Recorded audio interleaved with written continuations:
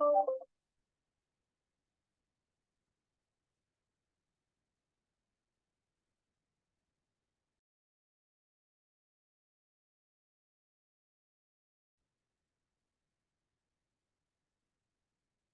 everyone, and welcome. My name is Catherine Sisk, and I'm the Senior Program Coordinator for Justice Ministries for the Presbyterian Church in Canada, and your host for today's webinar, which is also co-sponsored by For the Love of Creation, a faith-based group of more than 35 organizations that collaborate to make a meaningful contribution toward climate justice. And today's webinar is just one of the offerings amongst the many that are being done nationally, locally, online, in person during Earth Week this year. I'm grateful that you've all taken time out of your busy day and out of your week to be here, so thank you. A couple of housekeeping notes for today's session. The presentation is being recorded, and a link will be sent out to everyone who's registered. When you came in, you will notice that your microphone is muted and that it will stay that way during today's presentation. They will be kept muted to minimize background noise. The chat function is open, but the only people who will see messages are the webinar hosts, myself, my colleague, Grace McCreary, who is our technical support, and Pamela McCarroll, today's speaker. There are moments during the presentation when you will be invited into personal reflection. If you'd like to share in the chat as part of that, you're more than welcome to do so. Just know that it will not be viewable to other participants. There will be a time for questions after the conclusion of the presentation. We have 90 minutes together today, up to 90 minutes today. The presentation will be between 45 minutes and an hour, and there will be time for questions afterwards. At that point, after the presentation is concluded, the recording will be turned off, but because we are such a big group, please put questions. We're going to be sharing questions in the chat, and we encourage you to keep those questions focused on topic today to make the best use of everyone's time. It is now my enormous pleasure to introduce the Reverend Dr. Pamela McCarroll. Pam is Vice Principal and the Jane and Jeffrey Chair of Practical Theology at Emmanuel College, which is part of the Toronto School of Theology at the University of Toronto. Pam is an ordained minister in the Presbyterian Church in Canada, and she's also registered with the College of Registered Psychotherapists in Ontario and recognized by the Canadian Association of Spiritual Care. Her primary research focus includes climate trauma, eco-anxiety, and reimagining theology through earth-centered practices. Thank you, Pam, for joining us today. Thanks so much, Catherine. It's a real joy to be here and to be leading this during Earth Week. So thank you so much, and for your leadership in making this happen. Welcome to those who have gathered. This is, I really appreciate this opportunity. And I've seen some of the names there. Lovely to see some very familiar names and names from long ago in my life as well. Before I get started, I do also want to give a shout out to a couple of my graduate students who have been such important interlocutors for me as I've been doing my research and thinking and writing on eco-anxiety and habits of hope. And in fact, I've just really moved into this kind of way of needing to look at habits of hope, because as I was connecting with other people in my area doing work on climate change and climate crisis, and we were sharing how difficult it is because it's painful research to be doing and immersing ourselves in all the time. And so we realized the importance of exploring hope and what that might look like, a realistic kind of hope for the living of these days. So some of what I'm sharing today is a part of an article I recently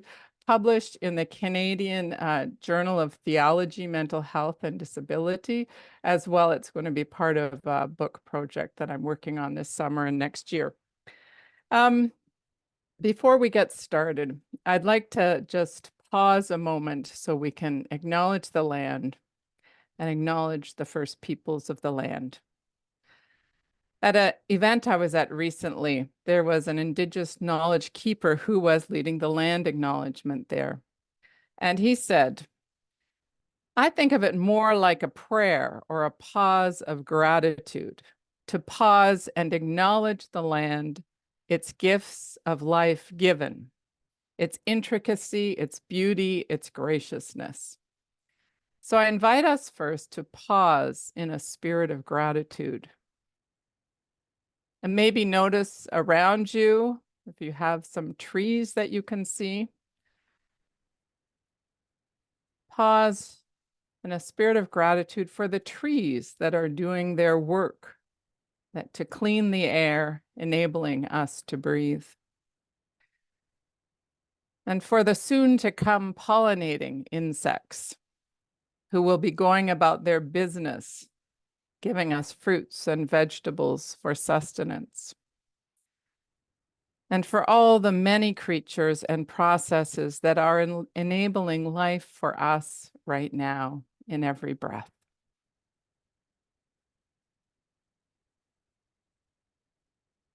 And as we continue to acknowledge the land and give thanks, we also give thanks and acknowledge the indigenous communities who have tended and cared for the land for millennia. And I invite you, as you are able, to identify the traditional territory in which you reside in the chat. And we will pause and remember the harm done and the desire to walk in a better way.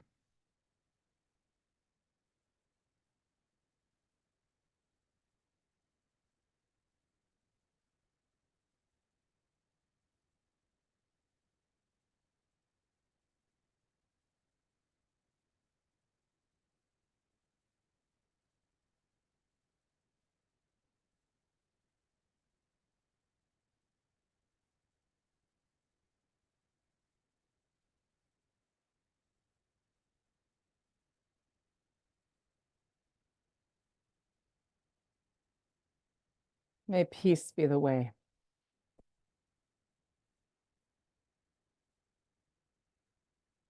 I invite you to continue to do that as you are so inspired as I move into outlining a little bit of what we'll be doing today.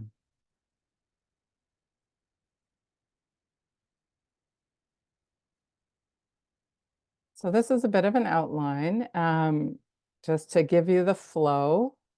We'll start off by framing where I'm coming from, what we're doing, and offering a few definitions of framing the context of it as well, briefly, and then moving into discussing eco-anxiety and climate trauma and some of the research that I think might be of interest in terms of what's being recognized around the really emerging and building kind of phenomena of eco-anxiety and climate trauma. And then we'll move toward habits of hope and looking at habits toward hope. And for this sort of second half, I'm drawing on trauma theory recovery and post-traumatic growth theory to map on certain spiritual practices and sort of communal practices that might help us lean into hope in a way that both honors and recognizes the kind of trauma and loss that's there, and also has an also, and in spite of, a possibility that includes that and moves beyond that. And then just closing in claiming hope amidst climate crisis. So, of course, we know that we're in the context of climate change. The IPCC, the Intergovernmental Panel on Climate Change report from 2023, press release highlights this. In 2018, the IPCC highlighted the unprecedented scale of the challenge required to keep warming at 1.5 degrees Celsius. 5 years later, 2023, that challenge has become even greater due to a continued increase in greenhouse gas emissions. The pace and scale of what has been done so far and current plans are insufficient to tackle climate change. That sets up the sort of dire report. And then they go on to highlight the reality of climate change and the need for climate justice, where they also identify that those who are least responsible in the world, those humans who are least responsible in the world, are suffering the most. I would also say that animals and other species as well. And they also emphasize a lot around the mitigation of the threat and the fact that solutions are there, and it's a matter of putting the will to the solution. So they wanted to make sure there was a certain leaning toward hope themselves as they were giving this report. So we all know that. We know that in a sense. One of the interesting things in the research is the knowledge, human knowledge about climate change is increasing. However, the emission rates are increasing similarly. And so the idea that knowledge creates change is really falling flat on its face. And I think this is a little bit explained but in the presentation by the notion of climate trauma. And I just want to put this out there as well, and many of you would have read things on this, I'm sure, as climate crisis reflects a spiritual crisis of human animals. It's a spiritual crisis about who we are and what we're made for, a disorientation from our God-made humanness, our God-made earthenness, a sense of alienation from Earth's creatures and processes, and again, this confusion about the meaning and purpose of human life. How can our spiritual and religious understandings and practices support us rather than distance us from living as earthen creatures in a community of creation? How can we begin to work with Earth's restorative processes and discover ourselves, rediscover ourselves anew as God's own creatures? So this sense of spiritual crisis is really this disorientation from our purpose and meaning. And so I want to just keep that as a broader framework because I really think spiritual and religious communities have an invitation and a challenge there to begin to recreate and create a new vision. So now into the climate crisis and the climate anxiety. These are pictures here from across Canada, different parts of Canada over the years from Canadian Geographic Journal. One you'll see is flooding, and then the fire, drought, species extinction with the whales, the melting ice plains, coastal erosion, and hurricanes and storms. And so many of us, some of you on this call perhaps have experienced some of these incidents, these climate incidents, as they're so often called, in a very acute way. And others of us have experienced them more through that sense of dread, that sense of worry, that sense of empathy. I'd invite you to put into the chat just when you think about some of the climate incidents that have happened over this past several years, and there have been so many in Canada alone, not to mention the rest of the world, what are some of the climate incidents that have most affected you, or that you would say cause you the most kind of concern or a sense of dread or threat? I know many of us now are seeing the, let's see, I'll see if there's some in the chat. Some of us now are seeing, hearing in the news about the fires beginning already in Alberta and in BC. Maybe some of us are living this as well. Okay, Sylvia says insect apocalypse. Yeah, I remember noticing when I would be driving, you know, we used to get the windshield would be covered in insects, and now there are hardly any. Yeah, bad air and smoke. Yeah, increasing frequency and intensity of storms and tornadoes. Widespread forest fires up north. Yes. Forest fires, air quality. Yes, from the forest fires out. west and to the east of where I am. I'm in Ontario, sort of middle of Ontario at the moment. The smoke coming and sort of going everywhere last summer. Floods 3 times in 8 years. Oh, that's devastating. Yeah. So many floods in the west, on the west coast and east coast of Canada. Wildfires. Yeah. Tornadoes, the Hurricane Katrina. Yeah.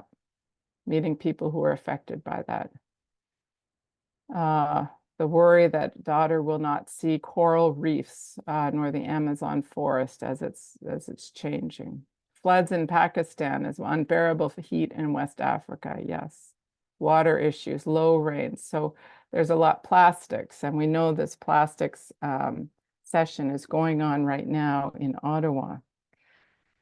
So when you think about these things and when you remember and you're mindful of them, are you aware in your body how your body responds when you're feeling upset about some of these? Do you notice it somewhere in your body, in your neck, kind of clamping up, in your chest, welling up, in your gut? And I invite you, it doesn't necessarily have to go into the chat, but just pause a moment and give some thought to when you're feeling upset about these things, when the climate change and the realities of that, the devastating realities hit you full force, where in your own body do you feel it? And what are those cues in your own body that give you that sense of distress, that you are experiencing that kind of distress? And I'm just going to ask Catherine if she can just keep an eye on the chat while we're going through this. If there's anything you want to pull out, Catherine, you can, I just invite you to do that. So I invite you to think about your body, because there's more and more that demonstrates how the trauma of the earth that the earth is experiencing is becoming known in our human bodies. And this is a little bit of the research around eco-anxiety and climate trauma. Humans, as earth and creatures, know this in their bodies. Just going to change the slide here. Worldwide, there is an increase in distress syndromes matched by corresponding increase in human distress syndromes. So the ecosystem distress syndromes and the human distress syndromes are kind of matching. And there's this recognition that this is happening. And the sense of, you know, a lot of people would think about eco-anxiety in particular is this fear of a kind of radical fear of futurelessness, right? For those who were raised in sort of, let's say, the North American context, the dominant narrative has been for the sort of I would say the meta narrative of North America has been, oh, things will get better, right? Things get better generation after generation. But I would say those who were born, those of us born, you know, after the 70s now have a very different perspective on that. And this sense that, so there's this sense of radical futureness. So that's a cognitive way of thinking of it. There's also this very embodied way of understanding what's happening, that it's actually in our bodies, and our bodies are feeling the distress of the earth. And those who are more attuned to the earth and the distress are feeling it that much more. And when I think about it theologically, I think as our bodies are of the earth, we feel that, the distress of the earth that much more in our bodies. This is a great, are we going to say something there, Catherine? I saw you unmute for a sec. I just wanted to share that some of the offerings about how that is felt in the body, in the lungs, in my breathing, my heart racing, clenching, tension, fearfulness, constriction in my throat and around my heart. And another person has said the pain of people who do not know if or when they will be able to go home again. Oh, yes. And that acute, that sort of reality that so many have been displaced. And so are probably experiencing both that post-traumatic kind of displacement, like how could this happen feeling, as well as this sort of looming threat of it potentially happening again, or, what do we do about that? Yeah, yeah, thank you for that. This is, I can't read it very well, I realize on this slide, but it's a great resource to look at in terms of mental health and our changing climate. And the American Psychological Association has produced these booklets every couple of years for about since 2014. And they're expanding it and expanding it. And so this is really getting at how um, the physical, mental, communal, of course, spiritual health is all a part of that too, are impacted by climate change. And it was the APA, the American Psychological Association, who in 2017 really identified trauma as a primary category for what they see people experiencing. Those certainly who have gone through acute experiences of, storms and displacement, of course, and then a more chronic understanding of trauma and how it's playing out in larger publics as the threat of a climate crisis looms. So I just make that reference for you to, if you want to follow up on that. So there's this expanding taxonomy, or more definitions coming up for, what we're seeing within the human animal in terms of eco-anxiety, climate trauma, all these other kinds of things. There are more since this slide was made even. But I just really want to highlight eco-anxiety and climate trauma for this. I'll just briefly mention solastalgia is a term that is used to connote a sense of deep homesickness. So folks who have been displaced, there's a sense of deep homesickness, a kind of existential distress from the loss of human habitats, a sense of place, a sense of community, a sense of meaning. And so in Inuit communities certainly have, this was first identified in working with Inuit communities, as well as in Lytton, BC, and some other communities that have gone through so much devastation. But now on to eco-anxiety. So eco-anxiety, as you can imagine, it's caused by climate crisis. It's understood in an acute form or chronic form. So the sense of fear about environmental doom, that's a sort of general statement. Sometimes it's used as an umbrella term instead of climate trauma. People might refer to it as eco-anxiety. But it's that sense, I mean, one of you described that sense of shortness of breath and anxiety. Lots of times that would be understood as very clear manifestations of eco-anxiety that our bodies are feeling.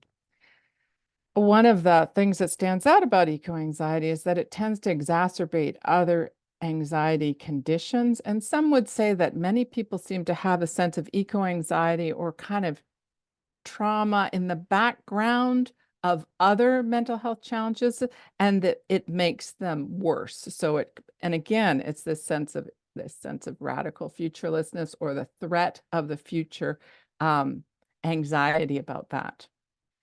And it can trigger defense mechanisms. So when we're feeling anxious, when we're feeling overwhelmed, it's hard for us to do anything than move into self-protective ways. That's how we're made, right?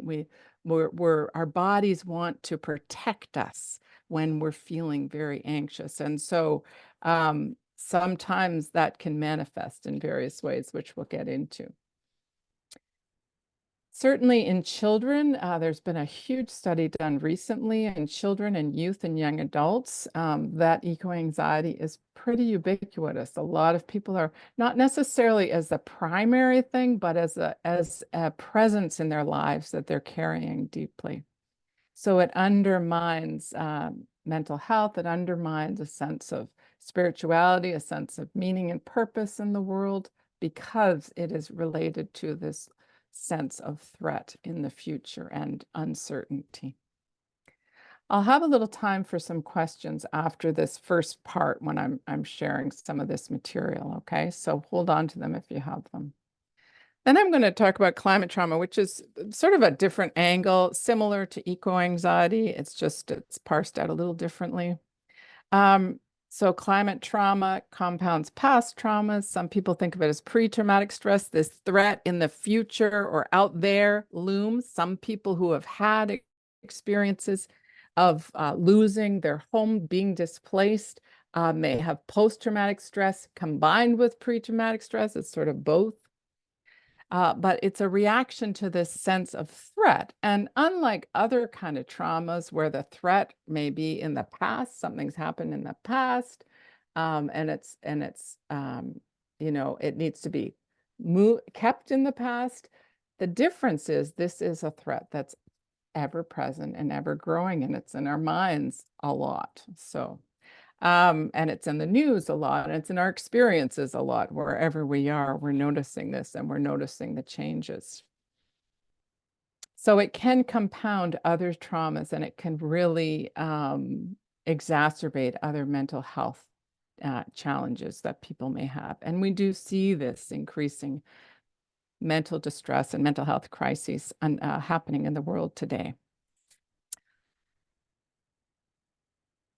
And this is a little graph that tries to explain how this works, how trauma and climate change can kind of work. So the climate crisis we think of as the precipitating stressor. So if any of you are familiar with trauma theory, you can see the precipitating stressor that triggers in humans a protective stress response or a protective trauma response. So that can go in several different ways that are quite recognizable. And this manifests not just individually, but publicly and socially in different kinds of expressions. So denial, skepticism, indifference, rage, fear, addiction, distraction, and more. All sorts of different ways that are, it's an attempt to avoid or distance, protect ourselves from this looming threat. This is how it functions. And it's a body-mind phenomena. It's the limbic system. It's our bodies reacting, right?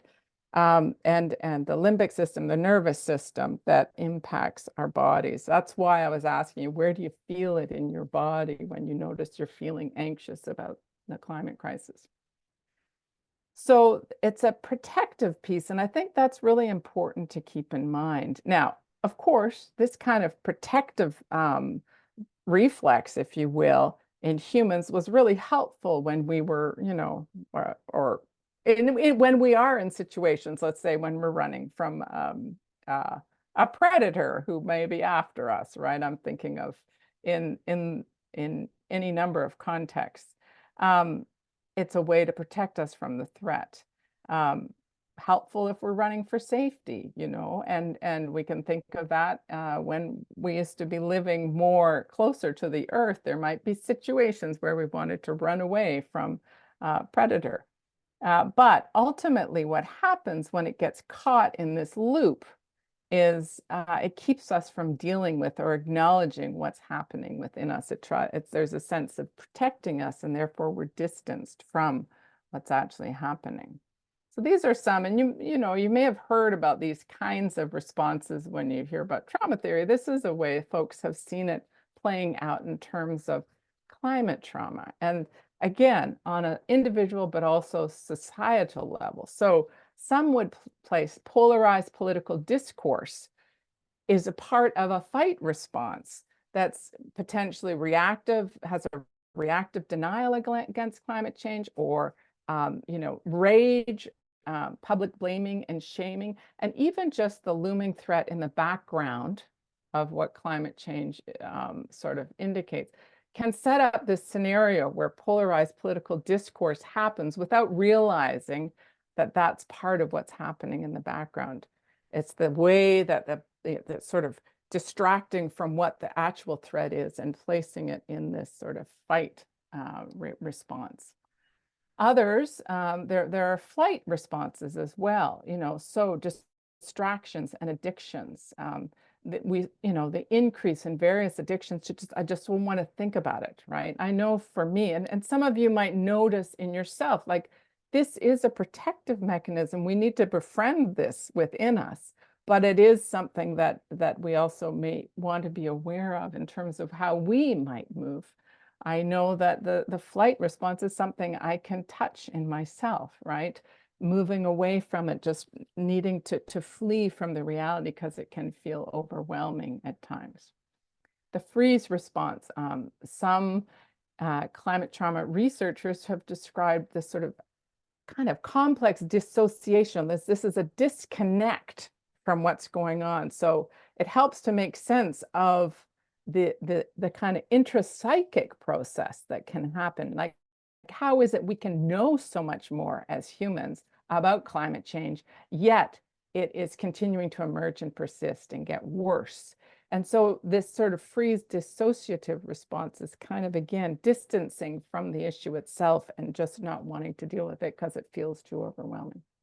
And then the fright response, which may be seen in what some would call eco-anxiety. Others would say this whole kind of framework is eco-anxiety and kind of defense mechanisms, but seen in bouts of panic, sleeplessness, elevated heart rate, obsessing over climate change, intrusive thoughts, like just not being able to get away from it. So these are full-bodied experiences that involve our thoughts, our emotions, our nervous and limbic systems, self-protective kinds of mechanisms. And as Peter Levine would say, we can get caught in these. And if they're not discharged or resolved in some sense, if they're not discharged from the body, they can remain trapped in the nervous system. And so it's hard for us to get past them. We keep living this kind of way of dealing with the threat.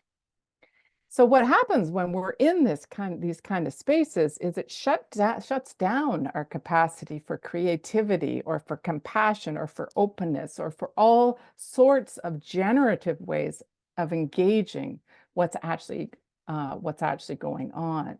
And so it even wants to distance us in some sense it kind of keeps us in that helpless state or away from actually taking care of what we can take care of.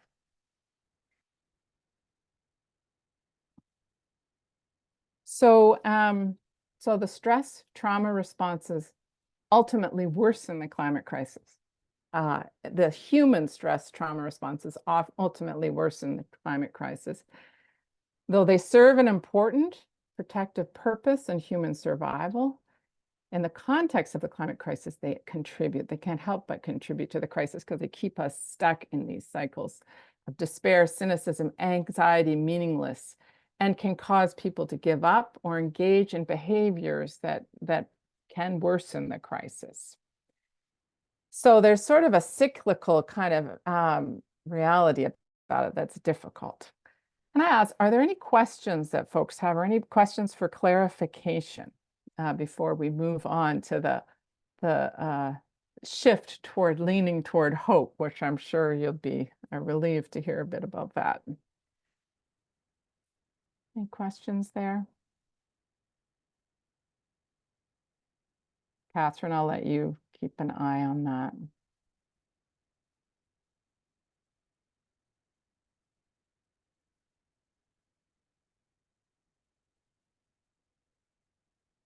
All right.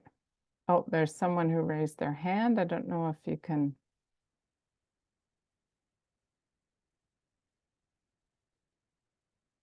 All right.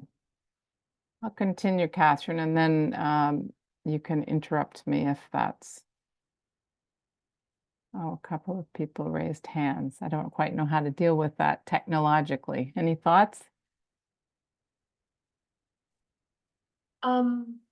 Hi Pam, what do you want those, if those people can put their questions in the chat, that would be great. Yeah, that's what I'd like. Okay, great. Yeah, sorry about that, folks. No. I usually like to have it when we can have a conversation. It's just when we knew so many were coming, we had to do it this way.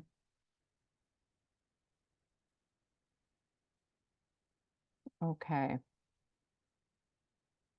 So maybe we'll continue here and then see where we go. And Catherine, I'll let you.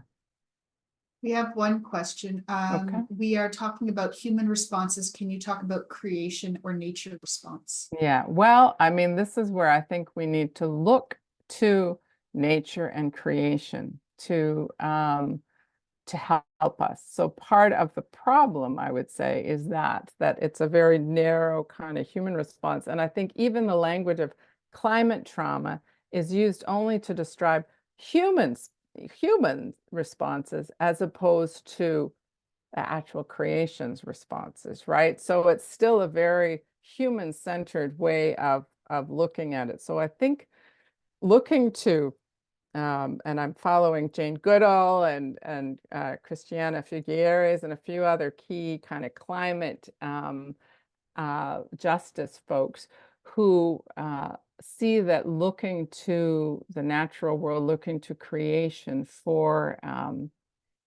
its ways of resilience and restoration are really important for us when we think about being human creatures and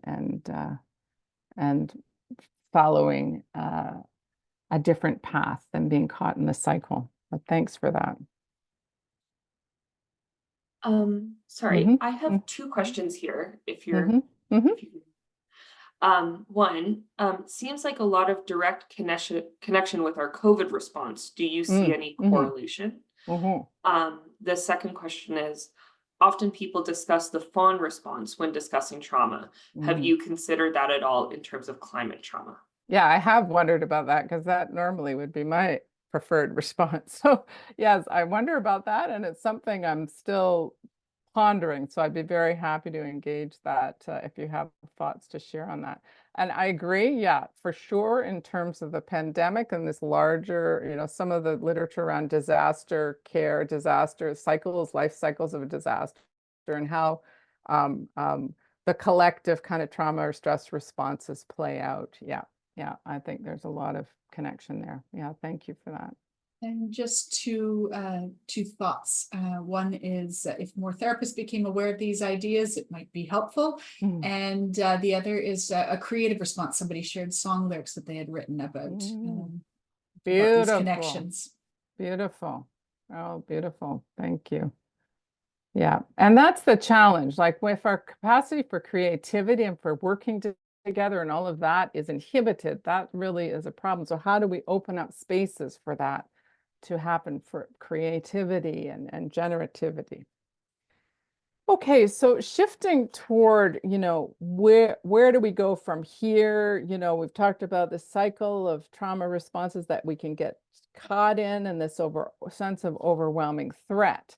One of the biggest pieces is how to, in dealing with trauma, and I think that our biblical witness also points to this, is we need to acknowledge, be able to have the kind of trust enough, I would say, to acknowledge what's happening so we can engage it creatively. And this, when we look at biblical hope and a lot of the ways of understanding biblical hope, it's not about pretending that the threat and loss isn't what it is, right? It's not about that. It's about acknowledging the threat and loss for what it is, while also nourishing a posture of trust, a posture, a way of being in the world that isn't experienced under threat. So I threw on a few quotes here in terms of that sort of reflect that kind of posture. Be strong and take heart, all you who hope in God. You are my refuge and my shield. I have put my hope in your word. Now, faith is confidence in what we do not, in what we hope for, and assurance about what we do not see. So there's always this sense that biblical hope isn't about, it's not about the sort of the negative stuff being over here and the positive stuff being over here on a continuing. It engages, it acknowledges the threat and loss while also standing within the midst of that. I think actually Psalm 23, which we'll get to shortly, is a very good example of that as well. So these are the habits toward hope that I'm going to start to parse out. As I said, I'm drawing on the kind of literature around trauma recovery and post-traumatic growth and mapping practices of hope in this sort of threefold flow, right? And I would say in the context of the climate crisis, this isn't a kind of sort of linear process. This is an ongoing cyclical process. And these kinds of practices need to be ongoing and happening regularly because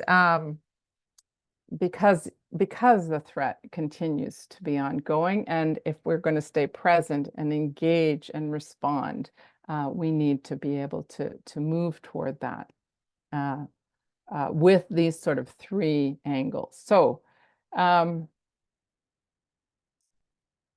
important not to deny it. So first, we're going to look at establishing safety. That is from the kind of trauma theory way of talking about it, but it's really important. You can imagine how hard that is in the context of climate change. Now, what are some of the spiritual sources that can help us to feel safe, right? I'm going to look into that a little bit.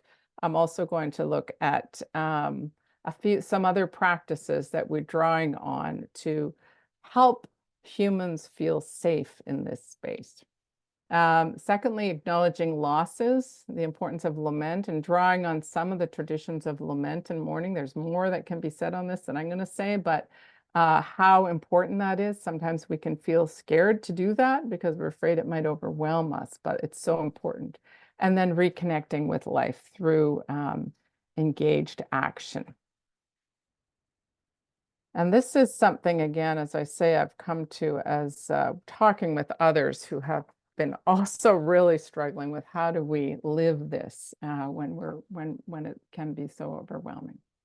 So establishing safety, I think there is a real spiritual invitation here. So we're going to first talk about the call to fear not. I'm drawing on the biblical call there.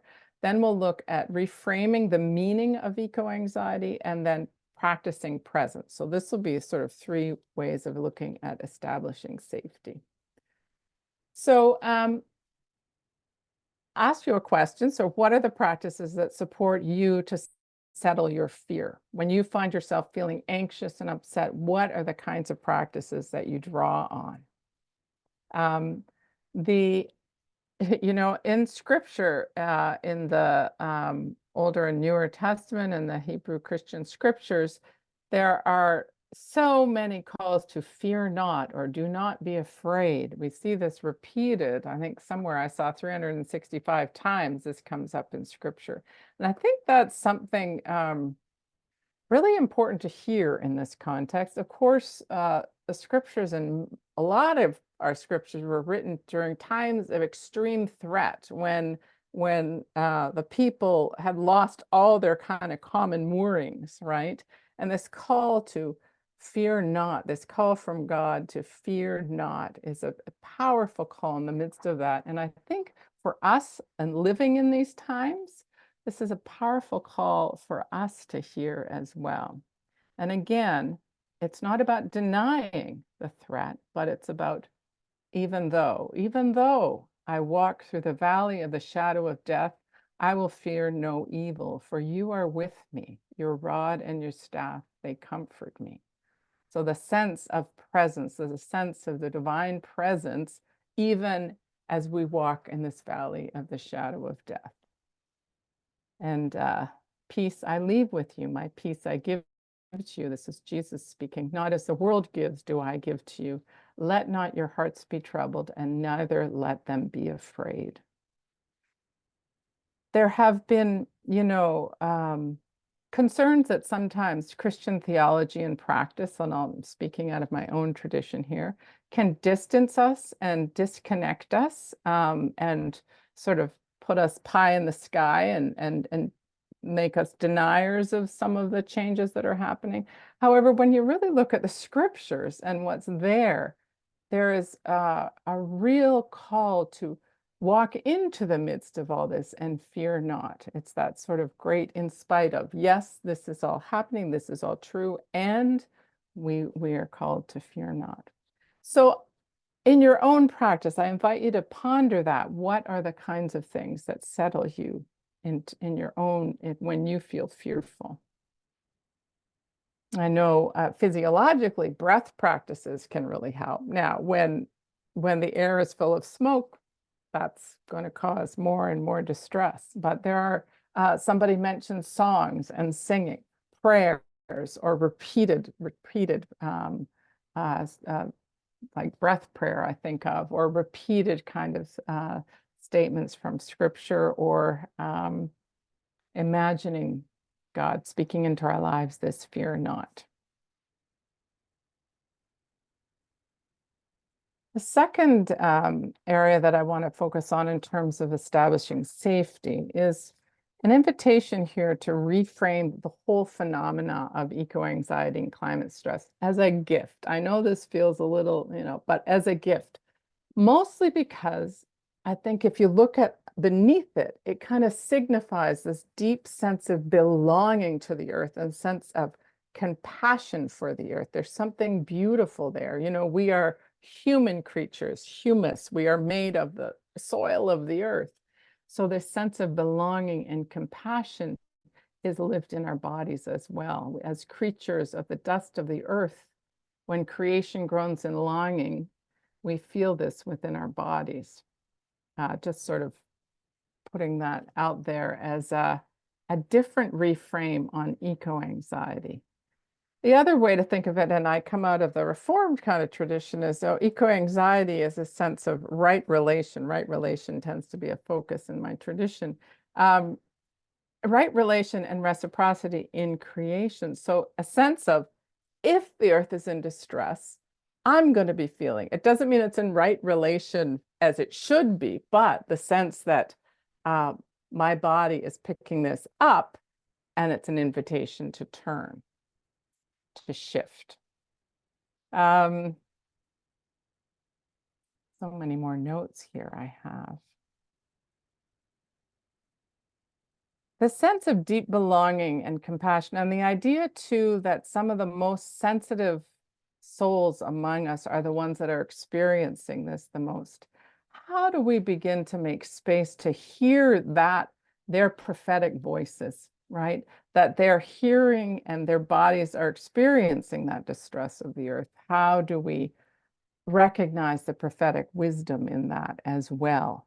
So it's a bit of a reframe on eco-anxiety, and it just may help to sort of mitigate the sense of even fear about feeling the anxiety. It's an invitation to move and face it as opposed to turn away from it, and to look for the wisdom that's hidden beneath the experience itself.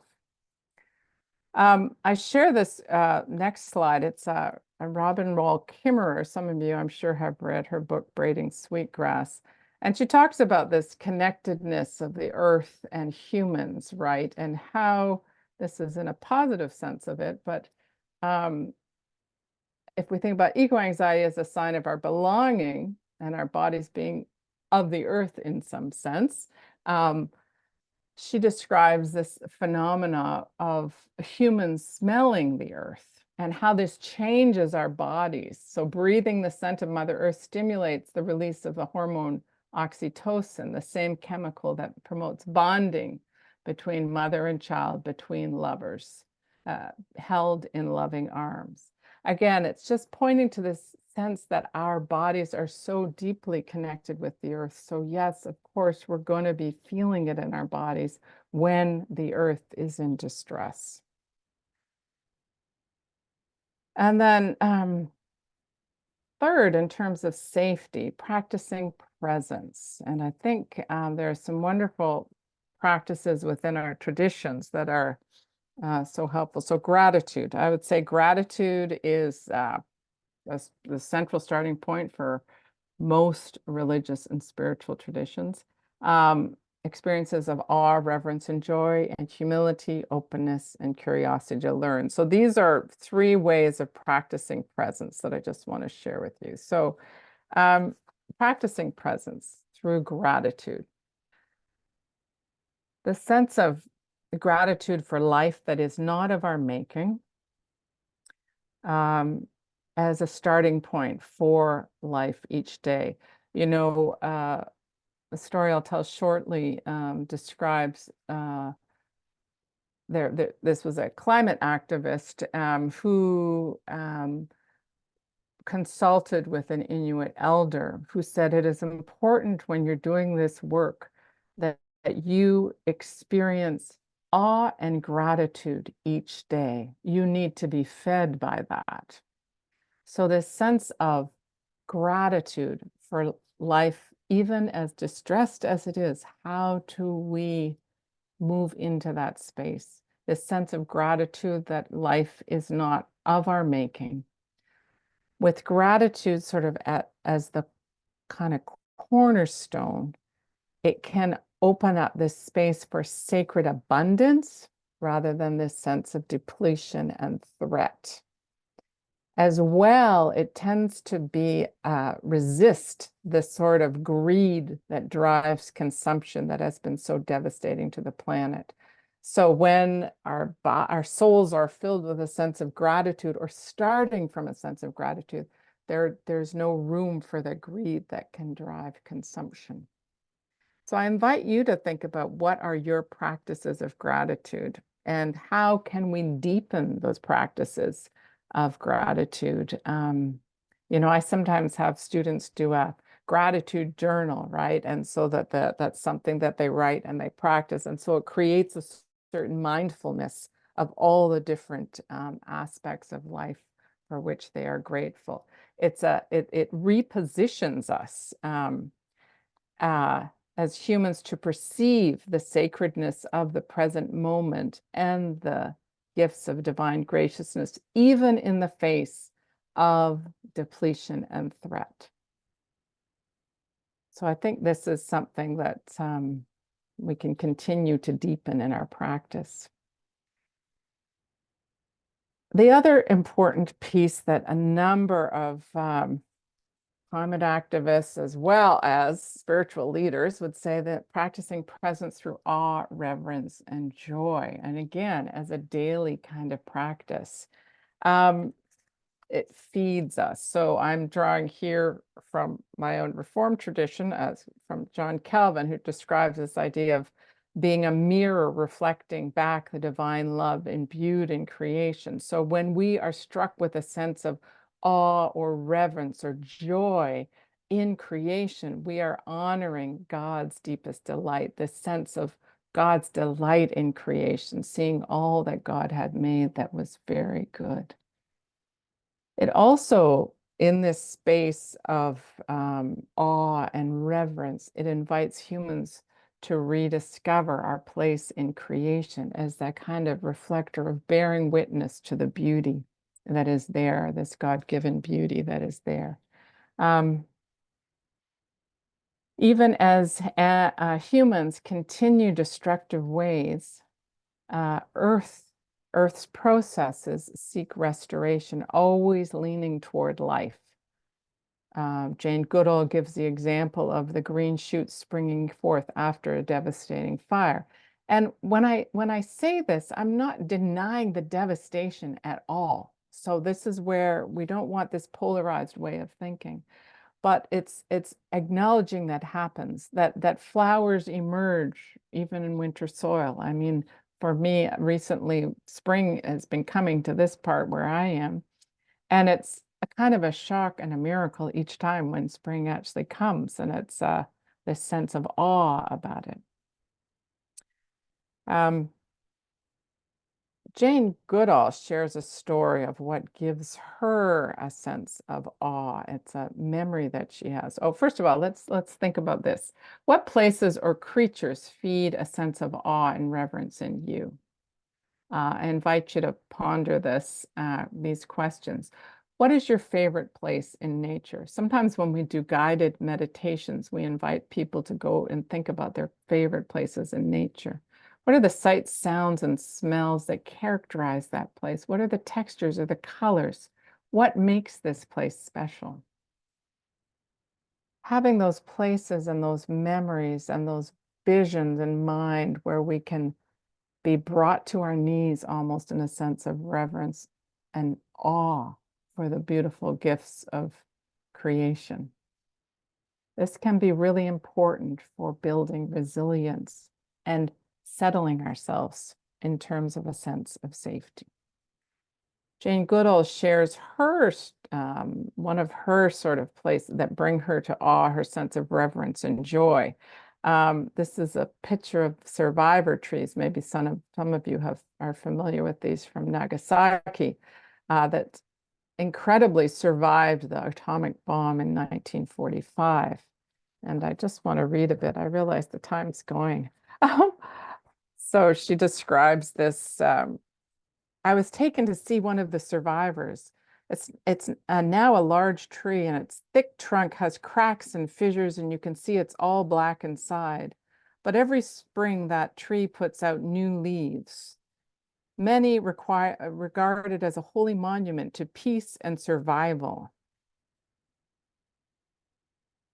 I stood there humbled by the devastation we humans can cause, and I stood there humbled in awe with the resilience of nature. This story is one, and these images help her and work to bring her to that place of awe. And then a final way of practicing presence, it would be around this learning humility and curiosity, learning from older siblings, learning from our earthkin, as Robin Wall Kimmerer calls them.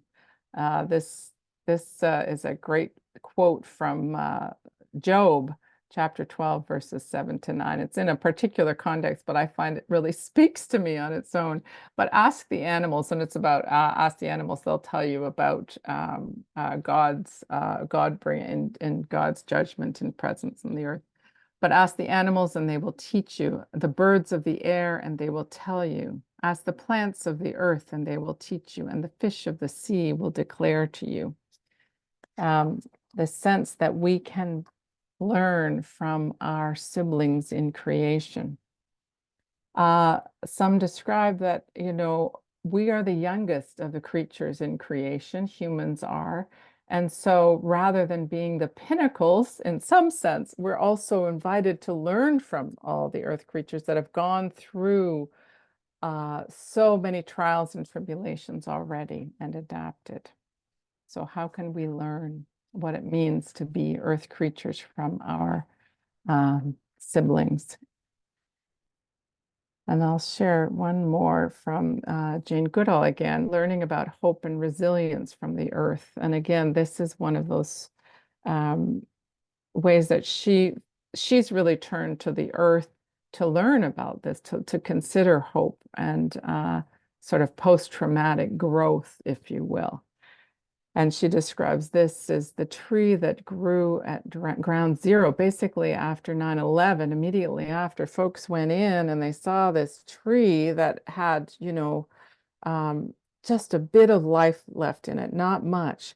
But in the midst of this absolute devastation everywhere, right by where the Twin Towers fell.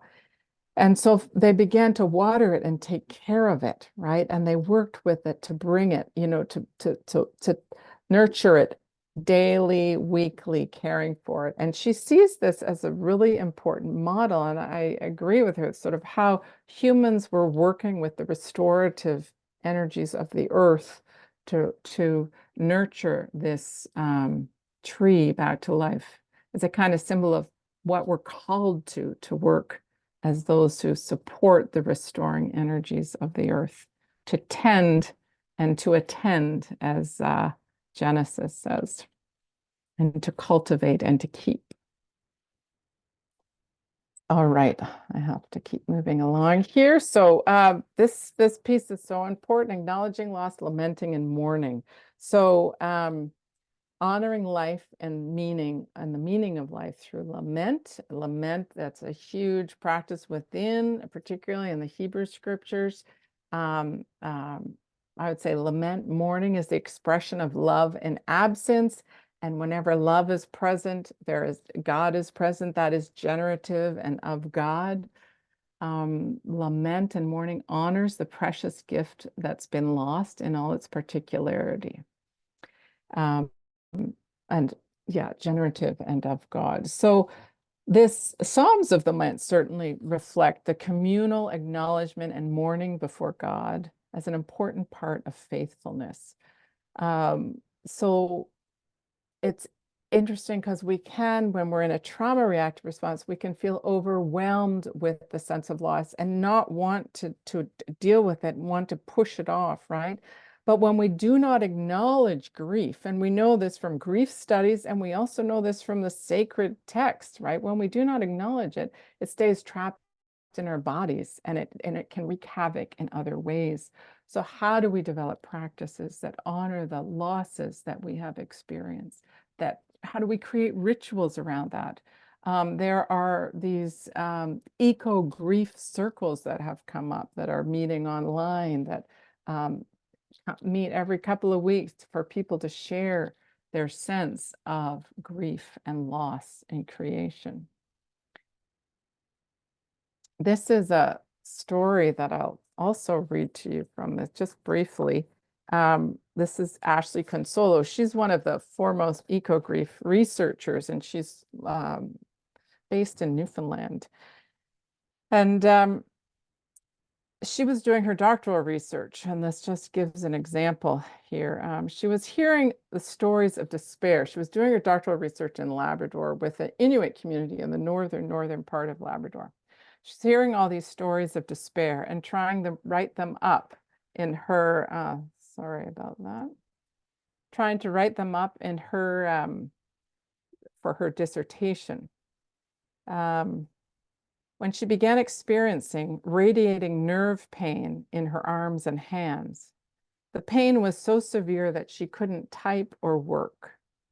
So she went to medical specialists. They couldn't find anything wrong with her nerves. So finally, she went to one of the Inuit elders who told her, "You're not letting go of your grief. Your body is stopping you from typing because you're intellectualizing your grief and you're not feeling it. Until you get it out of your body won't function."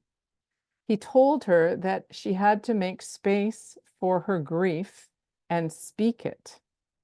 And she also had to find awe and joy in every day. So what did she do? She went to the forests in Labrador. She immersed her hands in the ice-cold river and asked the water to take away the pain. She apologized to the land for the harm that she had done and that others were doing. It was a reckoning of sorts. Consolo told me that she had been able to find joy and awe in the forest. She continues. She said there's always beauty, even when there's pain and suffering. She learned not to hide from the darkness, just not to get lost in it. After 2 weeks of crying and letting the grief flow out of her body, the nerve pain was gone, and she was able to write her thesis again.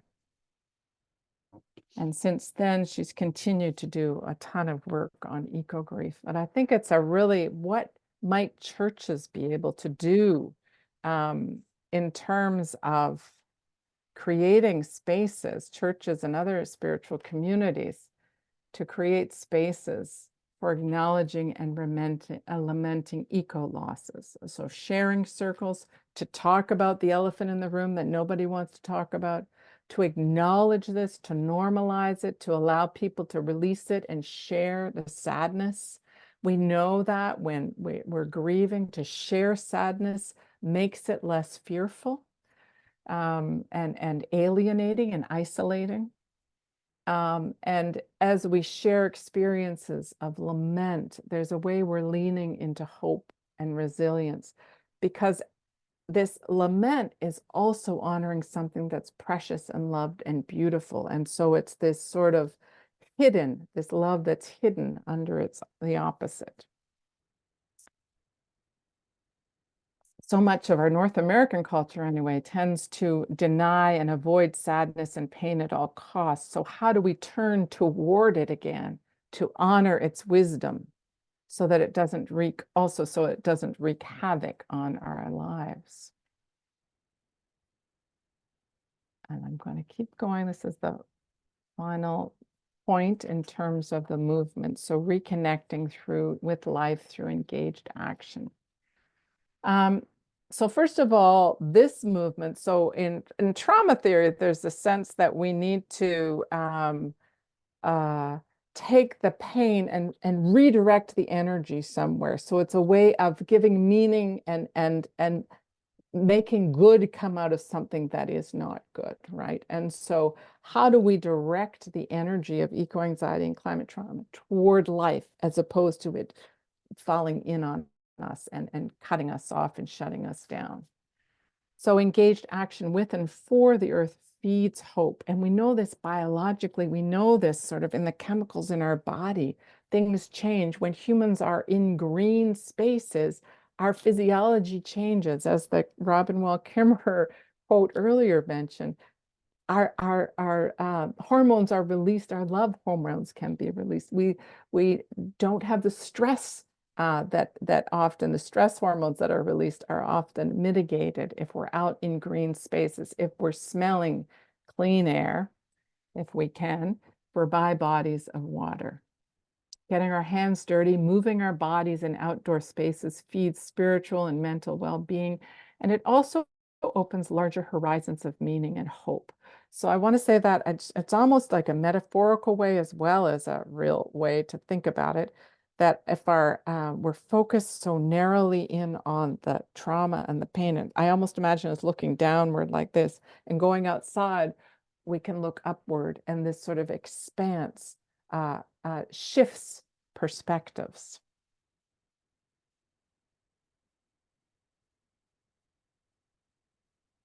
And collective actions to serve life and feed hope. So what are some of the actions, initiatives that you and your faith community are a part of or would like to be a part of? And that, I invite you to write that in the chat, and we can sort of go back to that in a couple of minutes when I'm finished.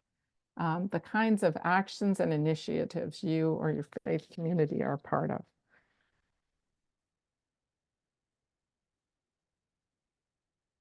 Faith communities engage in action embodies hope. So there are all sorts of different ideas that people are doing, that communities are doing.